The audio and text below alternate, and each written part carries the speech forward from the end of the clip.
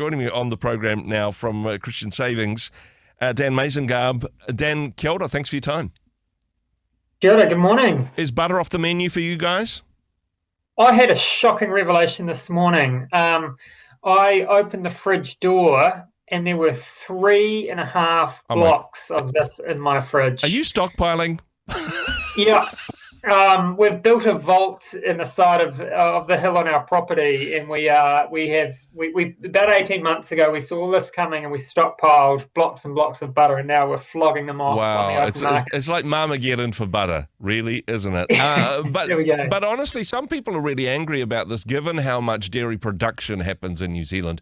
Given and there's quite a high percentage of all of the butter in the world comes from New Zealand. They don't even have to ship it anywhere. Why does it cost so much? And Fonterra and the politicians are all saying, hey, it's not our fault. Help us understand this one, Dan. Yeah, look, I think the concern is right. There's probably one cow for every New Zealander actually in this country. So it looks like the maths doesn't add up.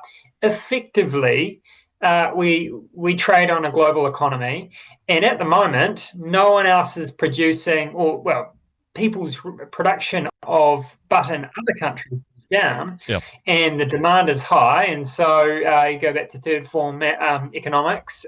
Demand on the global market is high, and the supply is low, which means the price goes up, and we are able to meet that demand. So our farmers are getting record returns on their farms, which is actually quite a good thing for them. And so we can't create, Fonterra believes we can't create a two-tier pricing system where we flog butter off globally for a lot more and then subsidise it here domestically. I suppose one of the arguments there is, why would we constrain the profits that the farmers can make, who this year will be out buying extra tractors and cars and maybe going to Queenstown for a holiday and buying another, an extra coffee at the local cafe where, ordinary New Zealanders work. So that's the logic. The politics on this, and I think it was David Seymour who was saying, this is great news for New Zealand. And hey, I get it.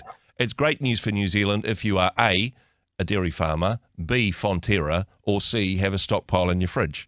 For the rest of us, though, how is this good news? Now, maybe I failed third form economics on this one, Dan, but I suppose for the average New Zealander, it's difficult to see how other people getting rich at our expense is good news. That just sounds like 101 exploitation. Yeah, and look, one of the concerns raised by some interest groups in New Zealand is that families are already struggling with the price of goods. Whilst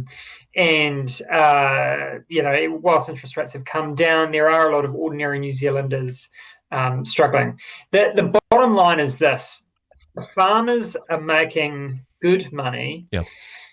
That money will trickle down through the economy, because if I own an equipment manufacturing business, the farmers are going to buy more from me, and therefore I'm going to be employed.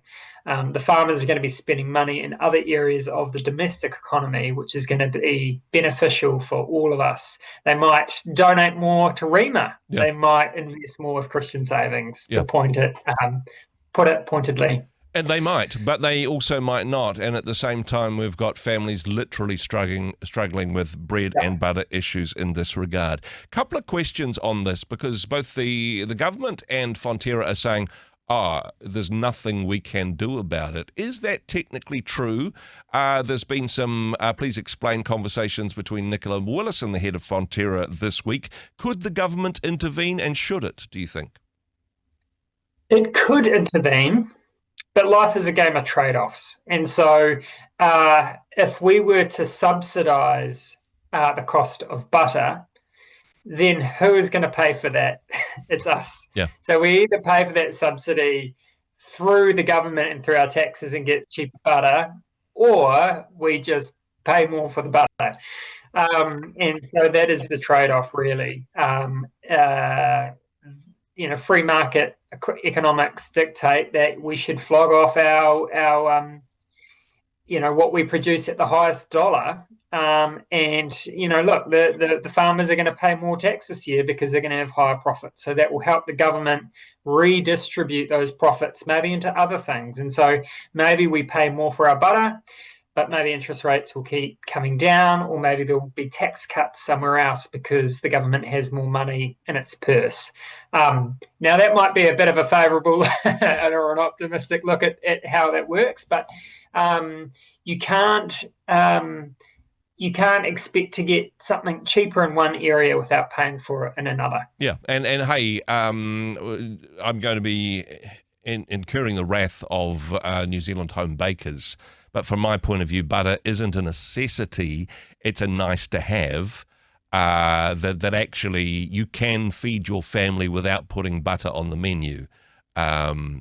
So perhaps it's not as crucial as some other food groups. Finally, on this one though, could Fonterra do something about it? I mean, we've had a clear statement from the head of Fonterra saying we're not going to do this.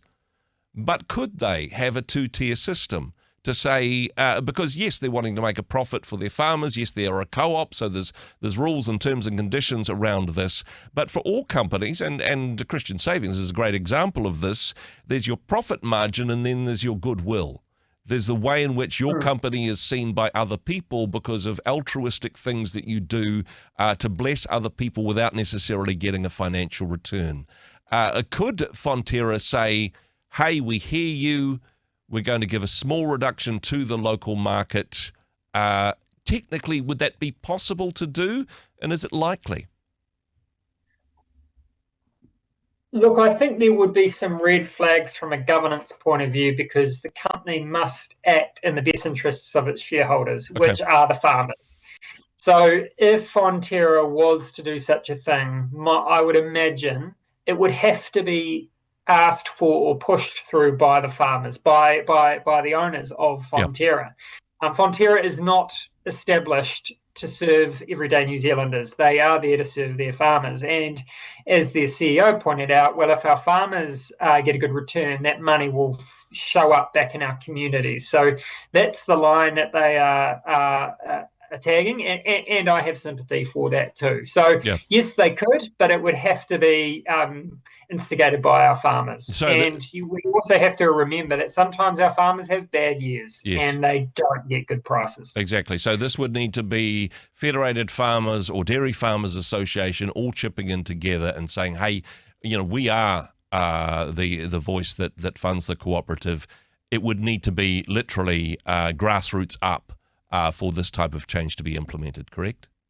Yeah, maybe they could have a donate a cow scheme where they could donate a cow to every New Zealander, and we could milk our own cows in the morning for exactly. Milk. I would rather not have butter than have to churn my own, Dan. I'm grateful to the dairy industry in New Zealand, but also grateful to you for explaining this complicated issue.